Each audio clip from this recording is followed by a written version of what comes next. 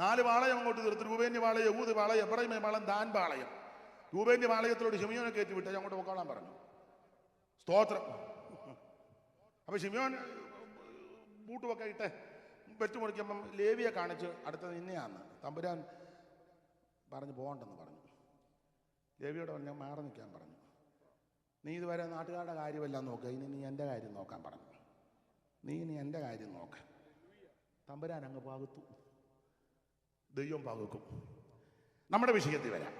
അപ്പൊ ഉൽപ്പത്തി പുസ്തകം 49-ാം അധ്യായത്തിന്റെ 5-ാമത്തെ വാക്യത്തിൽ 147 വയസ്സുള്ള യാക്കോബ് മരിക്കുന്ന സമയത്ത് ശിമിയോനും ലേവിയെ, എൻ്റെ ഭാഷയാ, പ്രാഗി ശപിച്ചു. അവരുടെ യോഗത്തിന് ചേരരുത്, നമ്മുടെ യോഗത്തിന് അവരെ വിളിക്കുകയും ചെയ്യരുത്. അങ്ങനെ എൻ്റെ ശൈലിയിൽ അങ്ങ് പറയുക. അവരുടെ മന്ത്രണത്തിൽ, അവരുടെ യോഗത്തിന് എന്ന് പറഞ്ഞാൽ ശിമിയോനും ലേവിയും യോഗം വെച്ചാൽ നിങ്ങൾ ആരും പോകുകയും ചെയ്യരുത്, നമ്മുടെ യോഗത്തിന് അവരെ വിളിക്കുകയും ചെയ്യരുത്. അങ്ങനെ ലേവി പിന്നെ യോഗം വെച്ചാൽ ഇവരാരും വരികയില്ല, ഇവരുടെ യോഗത്തിന് ലേവിയെ വിളിക്കത്തുമില്ല. എൻ്റെ രീതിയിൽ അങ്ങ് പറയുക. പക്ഷെ ലേവി എതിർക്കാൻ പോയില്ല, ഉടക്കാൻ പോയില്ല. ലേവിക്ക് ഒരു കാര്യം ബോധ്യപ്പെട്ടു. ഈ അപ്പനിങ്ങനെ പ്രേകാൻ കാര്യം, പണ്ട് പെങ്ങള് ഒരു വൺ ഡേ പ്രോഗ്രാമിന് പോയതാ, പിന്നെ വീട്ടിലോട്ട് വന്നില്ല. നല്ല പ്രോഗ്രാമായിരുന്നു അത്. സൈമൺ സാറ് വേദവികാരത്തിൽ ഒരു ഹെഡിങ് തന്നെ കൊടുത്തിട്ടുണ്ട്, ദീനാചരിതം. കാഴ്ചകൾ കണ്ട് ആഴ്ചകൾ നീളുമ്പോൾ വീഴ്ചകൾ വന്നിടും ദുഷ്പഥത്തിൽ. അങ്ങനെ സാറ് കൊടുത്ത പ്രയോഗം. കാഴ്ചകൾ കണ്ട് ആഴ്ചകൾ നീളുമ്പോൾ വീഴ്ചകൾ വന്നിടും ദുഷ്പഥത്തിൽ. ഇവിടെ നല്ല കാഴ്ചയൊക്കെ കണ്ട് അങ്ങ് വീഴ്ചയായി. ശേഖമേ കലിങ്കിലങ്ങാട്ടിരിക്കുകയായിരുന്നു. അവൻ മിസ് കോൾ വിട്ടു. ഹായ്, ബാക്കി ഞാൻ പറയണ്ട, നിങ്ങളങ്ങ് ഊഹിച്ചെടുത്താൽ മതി. നിങ്ങൾക്കല്ലെങ്കിലും നന്നായിട്ട് ഊഹിക്കാൻ അറിയാമല്ലോ. അവളെയും കൊണ്ട് പോയി. അവളവിടെ ചെന്ന് അവിടെ ഇരിപ്പും പാട്ടും കണ്ടപ്പം അവർക്ക് മനസ്സിലായി ബന്ധിക്കോസുകാരിയാണ്. ചോദിച്ചു, നീ ബന്ധിക്കോസാണ്? എവിടാ വീട്? അവൾ അവിടെ ചെന്നെങ്കിലും കീർവാണത്തിന് യാതൊരു എൻ്റെ ഗ്രാൻഡ് ഫാദറാണ് സ്റ്റാർട്ടിങ്ങിൽ. അതാരാ? അവറാച്ചനുപദേശി. അവറാച്ചനുപദേശിയുടെ കൊച്ചുമാടെ മോള. അപ്പം ഐസക് മാസ്റ്ററുടെ മോൻ്റെ മോള് ജേക്കബച്ചാൻ്റെ.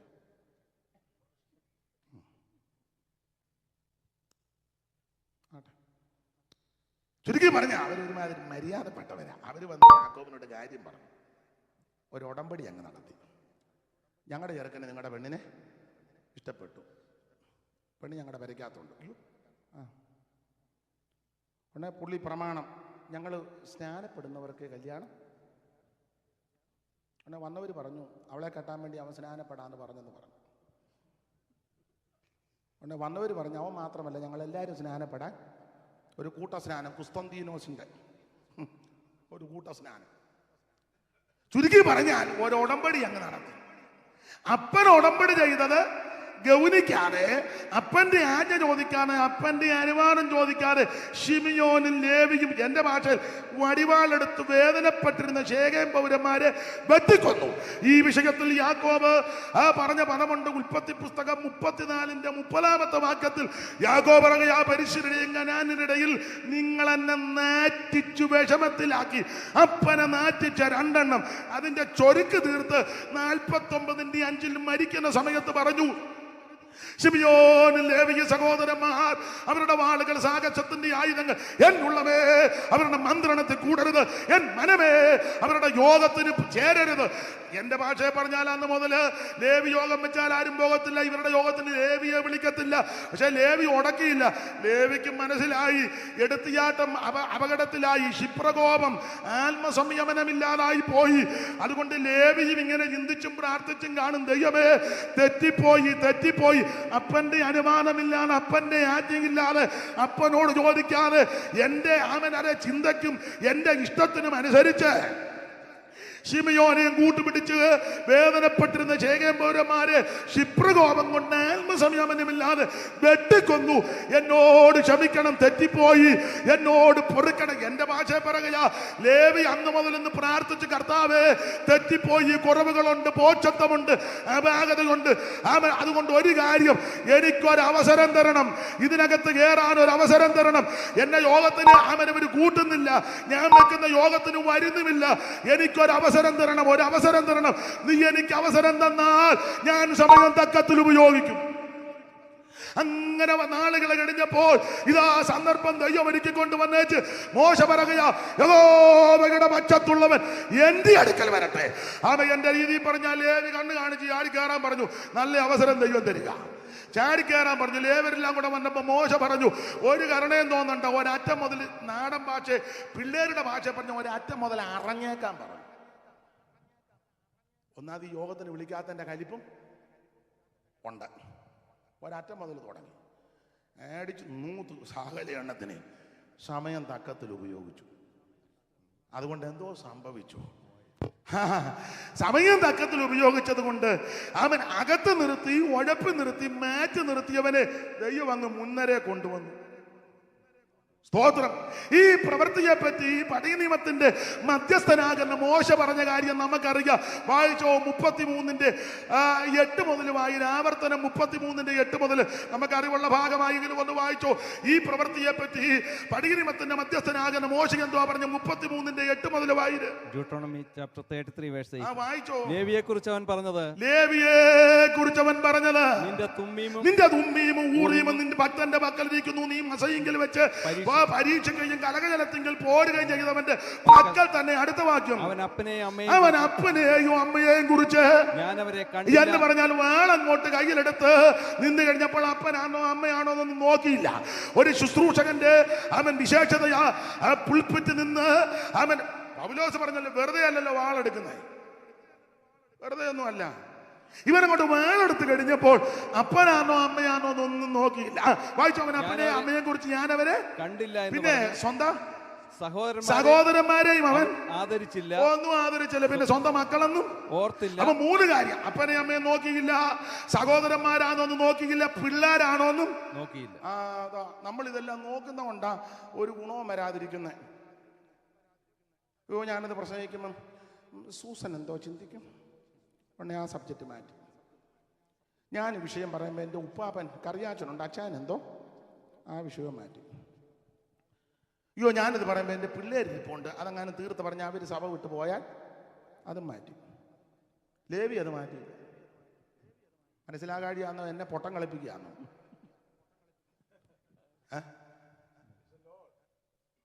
ലേവിയെ പറ്റി പറയുകയാ.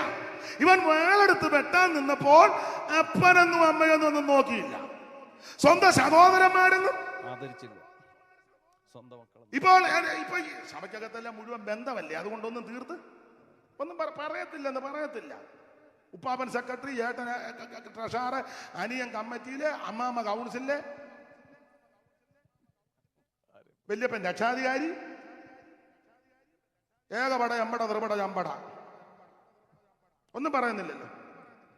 ഇവിടെ അപ്പനൊന്നും അമ്മയൊന്നും കണ്ടില്ല, സഹോദരന്മാരൊന്നും ഓർത്തില്ല, സ്വന്തം മക്കളൊന്നും ഓർത്തില്ല. പിന്നെ എന്തുവാ ഓർത്തത്? അടുത്തത് വചനം അവര് പ്രമാണിച്ചു, വചനത്തിന് വേണ്ടി നിന്നു, വചനം പ്രമാണിച്ചു. പിന്നെ നിന്റെ നിയമം വചനം പ്രമാണിച്ച് നിയമം കാത്തെന്ന്. ദൈവത്തിന് മഹത്വം.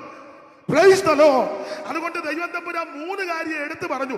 വചനം കാത്ത് നിയമം പ്രമാണിച്ചവനോട് ദൈവം പറഞ്ഞു. അടുത്ത വാക്യം വായിച്ചോ. യാക്കോബിന് നിന്റെ വിധികളും ഇസ്രായേലിന് നിന്റെ ന്യായപ്രമാണം ഉപദേശിച്ചു എന്ന് പറഞ്ഞാൽ ലേവിയെ 49:5 മാറ്റി നിർത്തി, ശപിക്കപ്പെട്ടവനായി മാറ്റി നിർത്തി. ലേവി ദൈവസന്നിധിയിൽ നിന്ന് കർത്താവേ തെറ്റിപ്പോയി, കുറവുകളുണ്ട്, ബോധത്വമുണ്ട്, ഒരു മടങ്ങി വരവ് പ്രതീക്ഷിച്ചിരിക്കുക, നീ എനിക്കൊരു അവസരം തരണം. അവസരം ദൈവം ഒരുക്കിയപ്പോൾ ആ സമയം തക്കത്തിൽ ഉപയോഗിച്ചു. വചനത്തിന് വേണ്ടി, പ്രമേണത്തിന് വേണ്ടി നിന്ന് വെട്ടി അവൻ മുന്നേറിയപ്പോൾ ദൈവം തമ്പുരാൻ പറയാ, ഇനി ഈ ഒരു കാര്യം ചെയ്യ്, ലേവി ആയിരിക്കും എല്ലാവരെയും ഉപദേശിക്കുന്നത്. ലേവിയെ അടുപ്പിക്കാതിരുന്നതല്ലേ, അവൻ എൻ്റെ വചനം കാത്ത് പ്രമാണത്തിന് വേണ്ടി നിന്നതുകൊണ്ട് ഇനി ലേവി എല്ലാവരും എന്ന് പറഞ്ഞ ഉപദേശം ചോദിച്ച് ലേവിയുടെ ഒക്കെ ചെല്ലാൻ പൗരോഹിത്യമേ. മലാക്കിൽ അങ്ങനെ ആണല്ലോ. പുരോഹിതൻ സൈന്യങ്ങളുടെ യഹോവയുടെ ദൂതനാകയാൽ അവന്റെ അതിരം പരിജ്ഞാനം സൂക്ഷിച്ചു വെക്കേണ്ടതും ഉപദേശം അവനോട് ചോദിച്ചോണം. അവനെ ഞാൻ ആക്കി ശുശ്രൂഷയ്ക്ക് ആക്കുക. ദൈവത്തിന് മഹത്വം. മാത്രമല്ല, എല്ലാം ഞാൻ എടുക്കുന്നില്ല. യഹോവേ അവന്റെ ധനത്തെ അനുഗ്രഹിക്കണം. വായിച്ച അടുത്ത വാക്യം. ഇസ്രായേലിന് ന്യായപ്രമാണം ഉപദേശിക്കും. അവർ നിന്റെ സന്നിധിയിൽ സുഗന്ധ ധൂപവും യാഗപീഠത്തിന്മേൽ സർവാംഗ ഹോമം അർപ്പിക്കും. പിന്നെ യഹോവേ അവന്റെ ധനത്തെ അനുഗ്രഹിക്കണമേ. ധനത്തെ അനുഗ്രഹിക്കും. അവന്റെ പ്രവൃത്തിയിൽ മതി. വേറെ എല്ലാം പറയാൻ നേരമില്ല. ധനത്തെ അനുഗ്രഹിക്കും. സമയം തക്കത്തിൽ ഉപയോഗിച്ചത് കൊണ്ട് തള്ളിക്കളഞ്ഞവൻ, വെറുക്കപ്പെട്ടവൻ, ഒറ്റപ്പെട്ടവൻ, ശപിക്കപ്പെട്ടവനെ ദൈവം ഫ്രണ്ടിൽ കൊണ്ടുവന്നു. ഏറ്റവും മുന്നിൽ കൊണ്ടുവന്ന് വെച്ച് തമ്പുരാൻ പറയാ, ഇനി അവൻ ഉപദേശിച്ചോളൂ, ഉപദേശമൊക്കെ അങ്ങോട്ട് എന്ന് ചോദിക്കാൻ പറഞ്ഞു. മാത്രമല്ല അവൻ്റെ ധനത്തെ അങ്ങ് ഒരു ചെറിയ ചിന്തയും കൂടെ ചേർത്തങ്ങ് പറയുന്നത് നല്ലതാണ്. 12 ഗോത്രമാണ്. എൻ്റെ രീതിയിലാണ്. 100 രൂപ കിട്ടിയാൽ പഴയ പ്രമാണം അനുസരിച്ച് എത്ര കൊടുക്കണം? 10. 12 പേര് 10 വെച്ച് കൊടുക്കുമ്പം മേശയിൽ എത്ര വന്നു? 120. ലേവിക്ക് എത്ര കിട്ടി? 120. കൊടുത്ത നയനാച്ചന് എത്രയുണ്ട്? 90. ധനത്തെ അനുഗ്രഹിച്ചോ? സ്തോത്രം. നീ പ്രമാണത്തിന് വേണ്ടി നിന്നാൽ, വചനം കാത്താൽ, ഈ വചനം നിന്നെ കാക്കും, നിന്നെ സൂക്ഷിക്കും, നിന്നെ ഉയർത്തും. സമയം തക്കത്തിൽ ഉപയോഗിക്കണം. ഇനി കൃത്യസമയത്ത് യോഗം നടത്തും. കൃത്യസമയത്ത്. എനിക്ക് ഇന്നലെ ഒരാൾ പറഞ്ഞു ഇത് കറക്റ്റ് അല്ല. ഇത് കറക്റ്റ് ആണോ? എത്രയായി സമയം? അതാ ഇന്നലെ അത് കറക്റ്റ് അല്ലെന്നാ പറഞ്ഞത്. ഉപദേശമാരധികം പ്രസംഗിക്കാതിരിക്കാനായിരിക്കും. 46. ഇടയ്ക്കിടയ്ക്ക് എന്നെ കാണിക്കണം. അതാ 8 വലിയ കാര്യമാണ്. ഞാനാഴ്ച 3 അല്ലേ തന്നുള്ളൂ. അപ്പം 8 വലുതാണ്. പിന്നെ വലിയതായിട്ട്. അപ്പൊ ശ്രദ്ധിക്കുക, യഹോവ അവന്റെ ധനത്തെ അനുഗ്രഹിക്കണം. നീ പ്രമാണത്തിന് വേണ്ടി, അവൻ വചനത്തിന് വേണ്ടി നിന്നാൽ ദൈവം നിന്നെ ഉയർത്തും. നിന്നെ ആരെല്ലാം ഒതുക്കാനും തകർക്കാനും നശിപ്പിക്കാനും മുടിച്ചു കളയാൻ പദ്ധതി കിട്ടാനും സമയം വരുമ്പോൾ ദൈവം നിന്നെ ഉയർത്തും. നിനക്ക് ദോഷം വരാൻ ദൈവം അനുവദിക്കത്തില്ല. അവൻ ലേവിയെ പ്രാഗി ശപിച്ചു. പക്ഷേ ലേവി സമയം തക്കത്തിൽ ഉപയോഗിച്ചപ്പോൾ തമ്പുരാൻ ആ ശാപത്തെയെല്ലാം തിരിച്ചടിച്ചിഞ്ഞു കൊണ്ടുവന്നെന്ന്. അവൻ രാജാക്കന്മാരുടെ ഹൃദയം യഹോവയുടെ കയ്യിൽ നീർത്തോട് പോല. ഇഷ്ടമുള്ള ദിക്കിലേക്ക് ദൈവം തിരിക്കും. രേഖകളെ തിരുത്തി എഴുതുന്നവനാ ദൈവം. നിന്റെ ശാപത്തെ അനുഗ്രഹമാക്കുന്നവനാ ദൈവം. നീ മുടിഞ്ഞു പോകുന്ന അവൻ നശിക്കും, തകർന്നു പോകും, രക്ഷപ്പെടത്തില്ല. ഇതോടെ അസ്തമിച്ചെന്ന് പലരും വിധി എഴുതുമ്പോൾ എന്നെ കേൾക്കുന്ന ദൈവത്തിന്റെ പൈതലെ മറുപടി പറയരുത്, എതിർക്കാൻ പോകരുത്, ഒടക്കാൻ പോകരുത്, കേസിന് പോകരുത്, കോടതിക്ക് പോകരുത്, ഗുണ്ടകളെ വിടരുത്, കൂട്ടുപിടിക്കരുത്, ഒരു കമ്മിറ്റിയും കൂടണ്ട. നീ മുഴങ്കാലിന്മേലിരിക്കണം. അനുഭവത്തിൽ നിന്നും കൂടെ കുറെ പറയുന്നത്. നിങ്ങളെ കണ്ടപ്പോ ഇളകിയതൊന്നുമല്ല. നിങ്ങളെ അയ്യോ പുള്ളി അവരെ കണ്ടപ്പോ ഇളകി കേട്ടോ. അല്ലല്ലല്ല, അനുഭവത്തിൽ നിന്നും കൂടാ പറയുന്നത്. നിനക്കെതിരെ തന്ത്രങ്ങളും കരുക്കളും ഒരുക്കുമ്പോൾ എതിർക്കാനും ഒടക്കാനും ആമേൽ അയാളെ പീഡിപ്പിക്കാനൊന്നും പോകരുത്. മുടങ്കാലും മേലിരുന്ന് പ്രാർത്ഥിക്കണം. പ്രാർത്ഥിക്കുമ്പോൾ ശാപത്തെ ദൈവം അനുഗ്രഹമാക്കി തീർക്കും. വിരോധമായി വരുന്നതിന് ദൈവം അനുകൂലമാക്കും. ഭയങ്കരന്മാരുടെ ചീറ്റിൽ മതിന് നേരെ ആഞ്ഞടിക്കുമ്പോൾ എളിയവർക്ക് കൊടുക്കാത്തി ശരണമാണ്, ഉസ്തത്തിൽ തണല. ഇന്ന് രാത്രി നിനക്ക് വേണ്ടി യുദ്ധം ചെയ്യുന്ന ഒരു ദൈവമുണ്ട്. Praise the Lord. നിനക്ക് വേണ്ടി അത്ഭുതം ചെയ്യുന്ന ദൈവം. സമയത്തെ തക്കത്തിൽ ഉപയോഗിക്കണം. ഇത് ദുഷ്കാലമാകയാൽ ലേവി സമയം തക്കത്തിൽ ഉപയോഗിച്ചു. മുന്നിൽ ദൈവം കൊണ്ടുവന്നു. ഏറ്റവും പുറകിലിട്ടവനെയാ കൊണ്ടുവന്നു. അപ്പൊ ചോദിക്കും ശിമയോൻ എന്നാ വരാ? ഗുണോ ആയില്ല.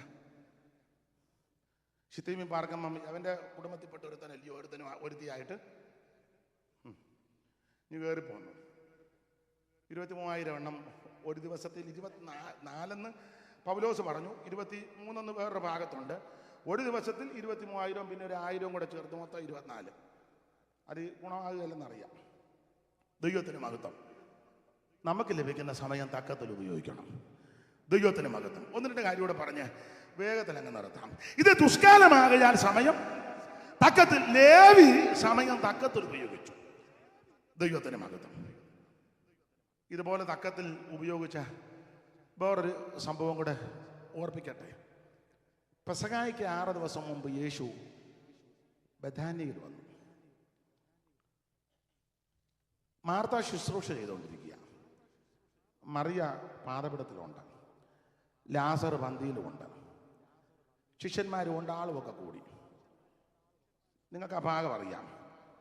പെട്ടെന്ന് മറിയ അകത്ത് ചെന്ന് ഒരു ഭരണി, ബംഗൽ ഭരണി, സ്വച്ഛ ജഡമാംസി തൈലം ഒരു തലെടുത്ത് കർത്താവിനെ കാലിൽ പൂശി, തലമുടി കൊണ്ട് കാൽ തുവർത്തി. എനിക്ക് മറിയ മുടി കണ്ടിട്ടില്ലെന്നാ തോന്നുന്നത്.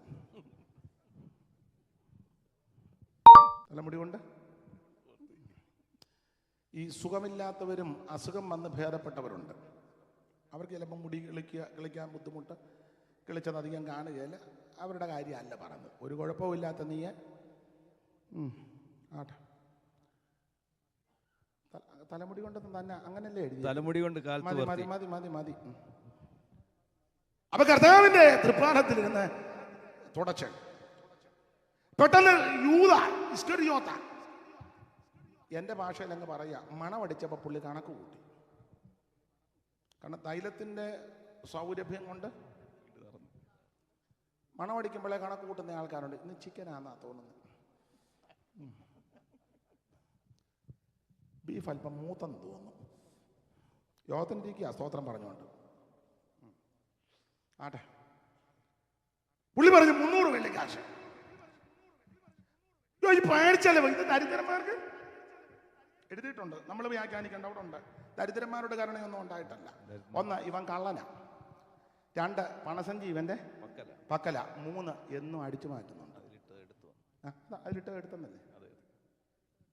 പണ്ടത്തെ സ്വോത്രകാഴ്ച മൂട്ടിച്ചു, ഒടുവിൽ ഏറ്റില്ല. ഒടുവിൽ പറഞ്ഞു, സൈമ സ്വർഗത്തിൽ ചെല്ലുമ്പോൾ ദൈവം നിന്നെ, അവൻ പറഞ്ഞു സ്വർഗത്തിൽ ചെന്നിട്ട് വേണ്ടായോ, ചെന്നിട്ട് വേണ്ടേ പിടികൂടാൻ. ഇവനെന്നും ഇത് അടിച്ചു മാറ്റുക. ഓഡിറ്റിങ്ങും ഒന്നും ഇല്ലല്ലോ അവിടെ, നമുക്കല്ലേ അതല്ല. നാട്ടിലൊക്കെ ചില സഭകളിൽ മാസത്തിലൊന്ന് ഇതെല്ലാം ചെയ്തേച്ച് ലിസ്റ്റ് തൂക്കിയിടും, കൊടുത്തവൻ്റെയും കൊടുക്കാം. ഇതുപോലെ നാണം കെട്ടടപാട്. നമ്മൾ സുവിശേഷം പറഞ്ഞു ഒന്നുമില്ല, എല്ലാം ദൈവം അന്തം വിടുക.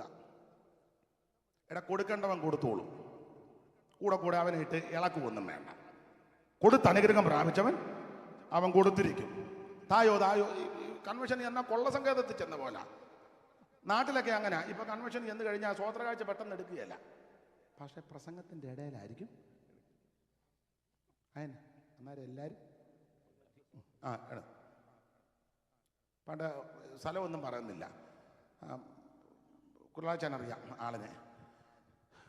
ഞാൻ താമസിക്കുന്ന ഫ്ലാറ്റിനടുത്ത് താമസതാണ്. ഞങ്ങൾ കൺവെൻഷന് പോയി പുറകെ നിന്നു. ഏത് കൺവെൻഷനാണെന്ന് പറയുന്നില്ല. അപ്പോൾ മെയിൻ പാസ്റ്റർ അവിടെ നിന്ന് പറഞ്ഞു, നിങ്ങളെല്ലാം അന്ന് 1000-ൻ്റെ നോട്ടുള്ള സമയമാണ്, നിങ്ങൾ 1000-ൻ്റെ നോട്ടേ നാളെ വരുമ്പോൾ ഇടാവുള്ളൂ. പുള്ളി സ്റ്റേജിൽ നിന്ന് പുള്ളി യുക്തിക്ക് മറുപടി പറയുന്ന ആളാണ് ബാബച്ചായന്. ബാബച്ചൻ പറഞ്ഞു, സ്വോത്രകാഴ്ച എടുത്ത ഒരാളിനോട്ട് വന്ന് പറഞ്ഞു, പുള്ളി കൊട്ടാരക്കരക്കാരൻ, ആ ശൈലിയില്ല സംസാരം.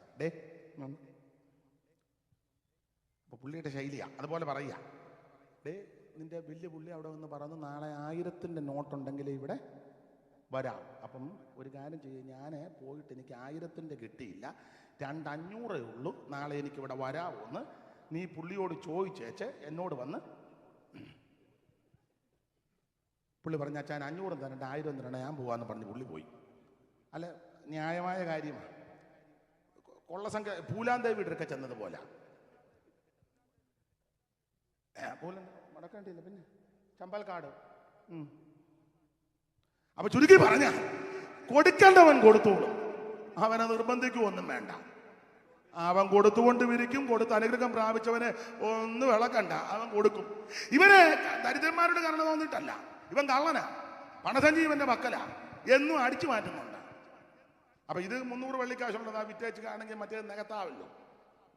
അതൊക്കെ ഞാനാ പുള്ളി 30-ന് ഒറ്റിക്കൊടുത്തത്. 300 നഷ്ടപ്പെടുത്തി യേശു. എന്നാ പിന്നെ 30 ഉള്ളതാട്ടെന്ന്. ആടെ ഭാഗത്തേക്ക് ഞാൻ പോകുന്നില്ല, തിരുവഴുത്ത് മുന്നമേ എഴുതി വെച്ചിരിക്കുന്നത് കൊണ്ടാ. എങ്കിലും ഈ സംഭവം നടന്നു. മറിയ തൈലം പൂശി. നമ്മുടെ കർത്താവ് ദൈവത്തിന്റെ വചനപ്രകാരം ജീവിച്ച്, കൊരിന്ത്യ ലേഖനം 15 പറയുമ്പോൾ തിരുവെടുത്ത് പറഞ്ഞതുപോലെ ജനിച്ച് ജീവിച്ച് മരിച്ച് തിരുവെടുത്ത് പറമ്പിൽ അടക്കപ്പെട്ട് തിരുവെടുത്ത് പറയുമ്പോൾ അവിടുന്ന് 3-ാം ദിവസം ഉയർത്തു. കർത്താവ് കഷ്ടാനുഭവങ്ങളിൽ കൂടി കടന്നുപോയി. നിങ്ങൾക്കറിയാം, ഒടുവിൽ അരിമത്തിയിലെ യോസേപ്പിന്റെ ആരെയും വെക്കാത്ത കല്ലറയിൽ നമ്മുടെ കർത്താവിന്റെ ആ തിരുശരീരം കൊണ്ട് അടക്കി. നിക്കോദോമോസും അരിമത്തിയിലെ യോസേപ്പും കൂടെ ചെന്നാന്നല്ലോ അനുവാദം ചോദിച്ച് അവിടുത്തെ തിരുശരീരം ഇറക്കിയത്. സുഗന്ധക്കൂട്ടിൽ പൊതിഞ്ഞ് വെച്ച് കല്ലറ കല്ലും വെച്ച് മുദ്രയും വെച്ചു. ഏതാണ്ട് 100 പടയാളികളോളം ഉണ്ടെന്ന് കാവലേർപ്പെടുത്തി. ആയിക്കോട്ടെ, രാത്രിയിലെ സഹോദരിമാർക്ക് ഉറക്കം വന്നില്ല. എൻ്റെ ചിന്തയാണ്, അതിരാവിലെ സഹോദരിമാരെല്ലാം കൂടെ കല്ലറയിലോട്ട് പോവുക. എന്തിനാ അമ്മ കൂടെ മറുപടി പറയുന്നുണ്ടല്ലോ, എന്തിനാ പോകുന്നത്? യേശുവിനെ പൂശാൻ. ആരൊക്കെയാ അമ്മയെ പോയ കല്ലറല്ലേ? അമ്മ കൂടെ ഇവിടെ മറുപടി പറയുന്നുണ്ടായിരുന്നല്ലോ, ഇതിനങ്ങ് പറ. ആരൊക്കെയാ പോയെ? മറ്റെല്ലാം കാര്യത്തിൽ അറിയാം, പിന്നെ മറ്റേ അറിയാം. ആയിക്കോട്ടെ, പിന്നെ ആട്ടെ, ഈ 8:45 2 ഒപ്പിച്ച് തന്നല്ലോ, വലിയ കാര്യം. ദൈവം അനുഗ്രഹിക്കട്ടെ. നമ്മളൊരു പാട്ട് പാടും, മക്തൽ മേരി അതിരാവിലെ കൂട്ടരുമായങ്ങ് വന്നു മക്തൽ മേരി.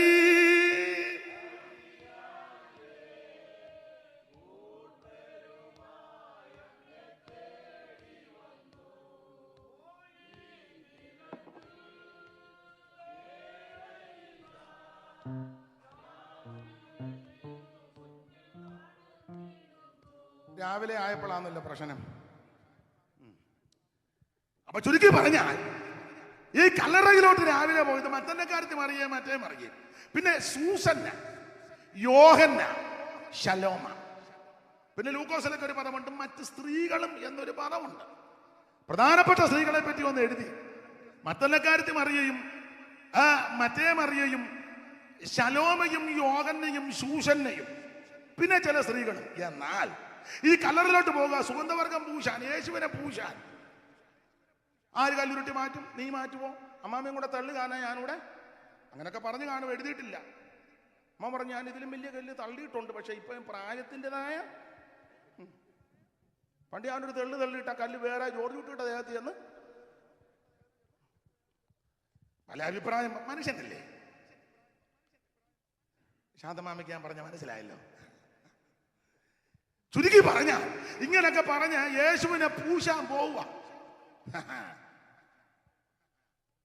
പക്ഷേ നിങ്ങൾ ആ ലിസ്റ്റ് എടുത്തേ, ബഥാനിയിലെ മറിയ അതിനകത്തില്ല.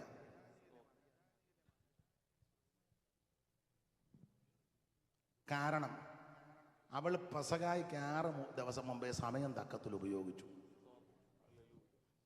Praise the Lord.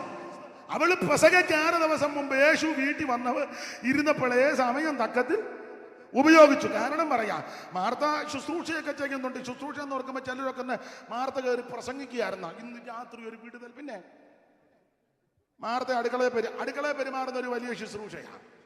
ആണെന്ന് അടുക്കള കിടന്ന് പ്രാഗിയാ ചിലത്.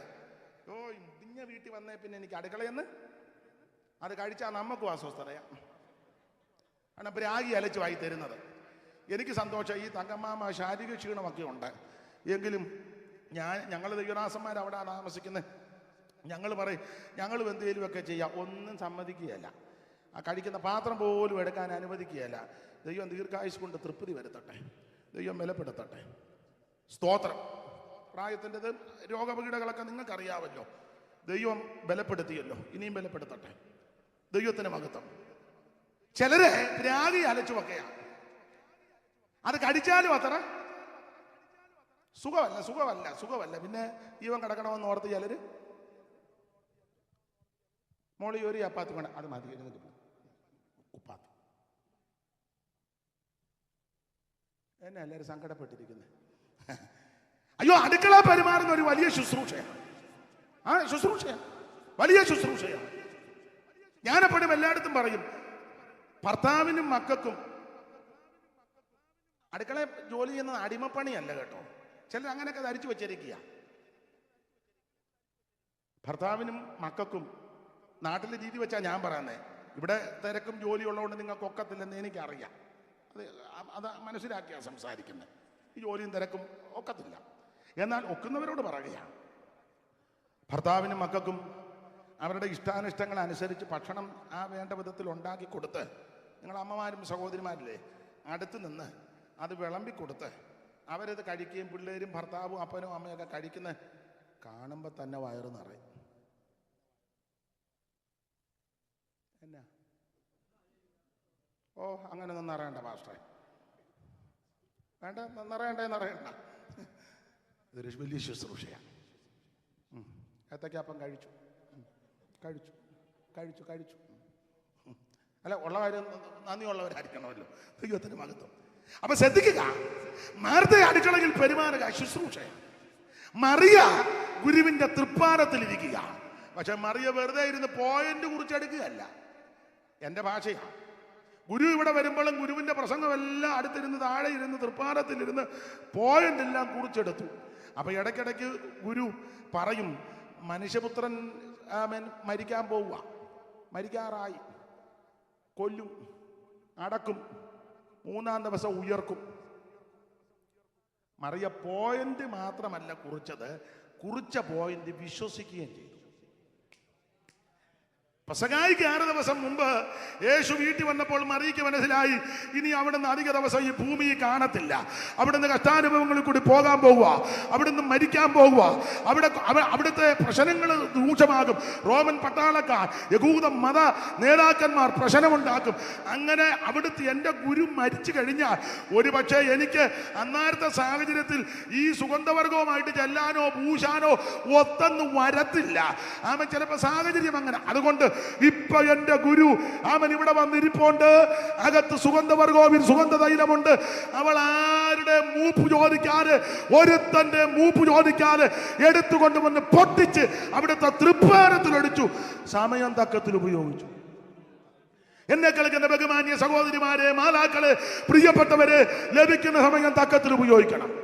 മറിയയ്ക്ക് ഒരു കാര്യം ബോധ്യപ്പെട്ട്, ചിലപ്പോൾ തൈലം കൊണ്ട് പോകാനോ യാത്ര ചെയ്ത് കല്ലറ ചെല്ലാനോ ഒഴിക്കാനോ പൂശാനോ ഒരുപക്ഷെ അവസരം കിട്ടിയില്ലെങ്കിൽ എന്തോ ചെയ്യും. അതുകൊണ്ട് ഇപ്പോൾ ഇത് നല്ല അവസരമാ, ഇത് നല്ല അവസരമാ. അവൾ ആരുടെ മൂപ്പ് ചോദിച്ചില്ല. അല്ല, യൂദായോടോ അന്ത്രയോസിനോടോ ഒക്കെ ചോദിച്ചാൽ അവർ സമ്മതിക്കത്തില്ല. വീട്ടിൽ വന്നപ്പോൾ എൻ്റെ കയ്യിൽ ഒരു ഭരണി എണ്ണയുണ്ട്, ഞാനൊന്ന് പൊട്ടിക്കട്ടെ. ചുമ്മാ നീ ആവശ്യമില്ലാത്ത കമ്മിറ്റിയിൽ വെച്ചായിരുന്നു ഈ വിഷയം. ഭരണിയും തൈലോ സെക്രട്ടറിയോട് പറഞ്ഞു. അവൻ ഒട്ടും അനുവദിക്കുകയല്ല, അവൻ വലിയ പൂണ്ട കള്ളനാ.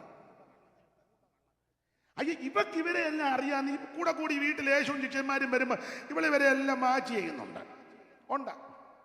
ഇവന്റെ നോട്ടവും നിപ്പും മൊബൈലെടുത്തുള്ള ഫോൺ ചെയ്ത്തും അപ്പം അമ്മി പിന്നെ വിളിക്കാം സ്തോത്രം ഇവളിതെല്ലാം മാച്ച് ചെയ്യുന്നുണ്ട്.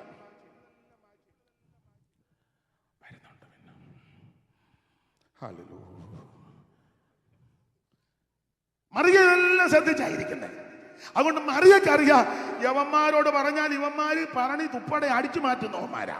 അതുകൊണ്ട് മിണ്ടിയില്ല, ആരുടെ മൂപ്പും ചോദിച്ചില്ല, കമ്മിറ്റിയിൽ ഈ വിഷയം അവതരിപ്പിച്ചില്ല, ഒരുത്തരോടും പറഞ്ഞില്ല. ഗുരു ഇങ്ങോട്ട് വന്നു കഴിഞ്ഞപ്പോൾ ഭരണി എടുത്ത് പൊട്ടിച്ച് അവിടുത്തെ തൃപ്പാനത്തിൽ ഒഴിച്ചെന്ന് സമയം തക്കത്തിൽ സമയം ഉപയോഗിച്ചു. മറ്റവരെല്ലാം കൂടെ വെളുപ്പിനെ കല്ലറയിലോട്ട് പോവാ പൂശാൻ. എൻ്റെ ചിന്തയാ, യേശുവും ചിന്തിച്ചു പൂശിക്കാം.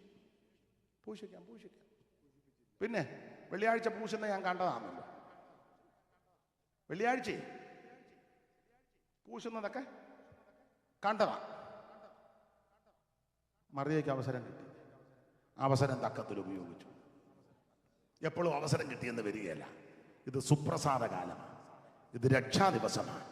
ഇന്ന് രാത്രി യേശുവിനെ രക്ഷിതാവായി സ്വീകരിക്കാത്ത ആരെങ്കിലും ഉണ്ടെങ്കിൽ നിനക്ക് നല്ല അവസരം ദൈവം തരിക. മറ്റൊരുത്തനും രക്ഷയില്ല. നാം രക്ഷിക്കപ്പെടുവാൻ ആകാശത്തിന് കീഴിൽ മനുഷ്യരുടെ ഇടയിൽ നൽകപ്പെട്ട ഒരേ ഒരു നാമം യേശുവിന്റെ പരിശുദ്ധ നാമം. ഇന്ന് രാത്രി രക്ഷാനിർണയം പ്രാപിക്കണം. 5 പൈസ കൊടുക്കണ്ട, അര കാശ് കൊടുക്കണ്ട, അര മൈൽ നടക്കണ്ട, ഭൗതിക വസ്തുക്കൾ ഒന്നും കൊടുക്കണ്ട. ഒറ്റ വാക്ക് പ്രാർത്ഥിയിര്, യേശുവേ ഞാനൊരു പാപിയാ, എന്റെ പാപത്തിന് വേണ്ടി അവിടുന്ന് മരിച്ചു, അവിടുത്തെ പരിശുദ്ധ രക്തത്താൽ എന്റെ പാപം മോചിക്കുമെന്ന് വിശ്വസിക്കുന്നു. ഇന്ന് രാത്രി എന്റെ പാപം മോചിച്ച് എന്റെ ഉള്ളത്തിലേക്ക് അവിടുന്ന് എഴുന്നള്ളി വരണമേ. അങ്ങനെ പ്രാർത്ഥിച്ചാൽ ഇന്ന് രാത്രി നീ രക്ഷിക്കപ്പെടും. സമയം തക്കത്തിൽ ഉപയോഗിക്കുക. രക്ഷിക്കപ്പെട്ടവർ ഇതുവരെ സ്നാനപ്പെട്ടിട്ടില്ലെങ്കിൽ പിതാവിന്റെയും പുത്രന്റെയും പരിശുദ്ധാത്മാവിന്റെ നാമത്തിൽ വെള്ളത്തിൽ മുങ്ങി സ്നാനപ്പെടണം. അതിന് ദൈവം നിനക്ക് അവസരം തരിക. Praise the Lord. ഇന്ന് രാത്രി അവസരം നഷ്ടപ്പെടുത്തി കളയരുത്. സമയം എന്തുവായി? ഞാൻ പറഞ്ഞില്ലേ എന്നെ പൊക്കി കാണിക്കണമെന്ന്? നോക്കിയില്ലെങ്കിലും പറയണ്ടേ? ഒന്നാമത് ആൾക്കാർ പറഞ്ഞ അയാൾക്ക് ബോധവും വെളിവുള്ളവനല്ലെന്ന് എന്നെ പറ്റി. അപ്പം അത് കൃത്യസമയത്ത്, ഇന്നലെ കൃത്യസമയത്താണ് നിർത്തിയത്. നാളെ ഇങ്ങനെ ആകരുത്. ഈ ക്ലോക്ക് വന്ന് ക്ലിയർ ആക്കുകയാണേ നല്ലതാണ്. അപ്പം പിന്നെ പുള്ളിയുടെ ഒത്താശ വേണ്ടല്ലോ. ദൈവത്തിന് മഹത്വം. ഒരു കാര്യം പറയാം, സമയം തക്കത്തിൽ ഉപയോഗിക്കണം. ഇന്ന് രാത്രി എല്ലാവരും, ബാക്കി ഭാഗം ദൈവം അനുവദിച്ചാൽ പിന്നീട് എല്ലാവരും ഒന്ന് സമർപ്പിച്ചാട്ടെ. നമുക്ക് ലഭിക്കുന്ന സമയം നഷ്ടപ്പെടുത്തി കളയരുത്. ഇന്ന് രാത്രി എല്ലാവരും സമർപ്പിച്ചാട്ടെ. ഹല്ലേലൂയ. സമയം നഷ്ടപ്പെടുത്തി കളയരുത്. ലഭിക്കുന്ന സമയം തക്കത്തിൽ ഉപയോഗിക്കുവാൻ ഇന്ന് രാത്രി എല്ലാവരും സമർപ്പിച്ചാട്ടെ. ദൈവത്തിന് മഹത്വം, ദൈവത്തിന് മഹത്വം, ദൈവത്തിന് മഹത്വം. അല്പസമയങ്ങൾ എല്ലാവരും ദൈവത്തിന് മഹത്വം കൊടുത്താട്ടെ. എല്ലാവരും ദൈവത്തെ സ്തുതിച്ചാട്ടെ. ഓ, ലേവി സമയം തക്കത്തിൽ ഉപയോഗിച്ചു. ബദാനിയിലെ മെറിയ സമയം തക്കത്തിൽ ഉപയോഗിച്ചു. നമ്മുടെ സമയവും നമുക്ക് തക്കത്തിൽ ഉപയോഗിക്കാം. എല്ലാവരും അല്പസമയം ദൈവത്തിന് മഹത്വം കൊടുത്താട്ടെ. എല്ലാവരും കർത്താവിന് മഹത്വം കൊടുത്താട്ടെ. ദൈവത്തിന് മഹത്വം, ദൈവത്തിന് മഹത്വം, ദൈവത്തിന് മഹത്വം, ദൈവത്തിന് മഹത്വം, ദൈവത്തിന് മഹത്വം, ദൈവത്തിന് മഹത്വം, ദൈവത്തിന് മഹത്വം, ദൈവത്തിന് മഹത്വം. അല്പസമയങ്ങൾ എല്ലാവരും ദൈവത്തെ സ്തുതിക്കും.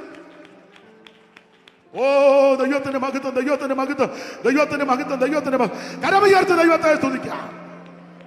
എനിക്ക് ഒരു പാട്ടൂടൊക്കെ പാടി ആരാധിച്ച് നിർത്തിയാക്കൊള്ളാന്നുണ്ട്. സമയം പോയതുകൊണ്ട് അതിനധികം മുതിരുന്നില്ല.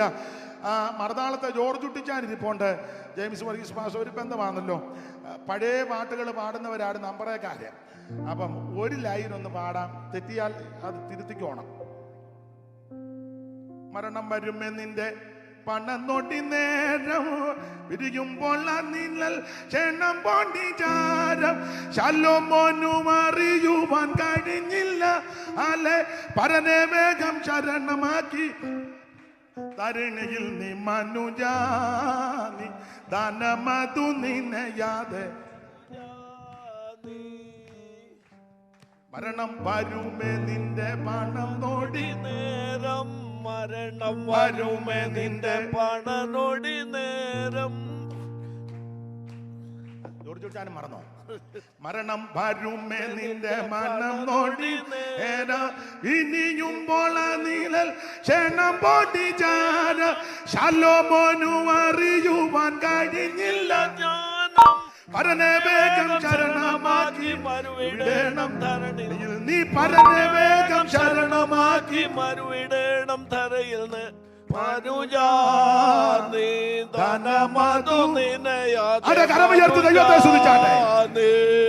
പ്രിയ ജെയിംസ് മാസ്റ്ററുടെ അമ്മച്ചിയുടെ അപ്പച്ചനാണ് അമ്പ്രയി ചാക്കോച്ചൻ. അവരെല്ലാം വലിയ പാട്ടുകാരാ. ആ ഭവനത്തിലൊക്കെ പോകുവാനും പാർക്കുവാനും ഒക്കെ ദൈവം അവസരം തന്നിട്ടുണ്ട്. ലഭിക്കുന്ന അവസരം നഷ്ടപ്പെടുത്തരുത്. സമയം തക്കത്തിൽ ഉപയോഗിക്കാം. ഇന്ന് ഒരല്പ മിനിറ്റ് മുൻപോട്ട് പോയി, അത് ക്ലോക്കും തെറ്റി. പുള്ളിയോട് ഞാൻ പറഞ്ഞു, പുള്ളി അതിന് കുറ്റക്കാരൻ. നാളെ അത് ആവർത്തിക്കത്തില്ല, കൃത്യസമയത്ത് നിർത്തും. നിങ്ങളെല്ലാം എനിക്ക് വേണ്ടി പ്രാർത്ഥിക്കണം. പ്രാർത്ഥിക്കുന്നുണ്ടെന്ന് അറിയാം. നിങ്ങളുടെയൊക്കെ വിലപ്പെട്ട പ്രാർത്ഥനയും ദൈവത്തിൻ്റെ മഹാകൃപ കൊണ്ടാണ് ഇന്ന് രാത്രി നിൽക്കുന്നത്. ഇനിയും നിങ്ങളുടെ എല്ലാം വിലപ്പെട്ട പ്രാർത്ഥന അപേക്ഷിക്കുന്നു. നമ്മുടെ സമയം തക്കത്തിൽ ഉപയോഗിച്ച് കർത്താവിൻ്റെ വരവിനായിട്ടൊരുങ്ങാം. ദൈവം എല്ലാവരെയും അനുഗ്രഹിക്കുമാറാകട്ടെ. Thank you.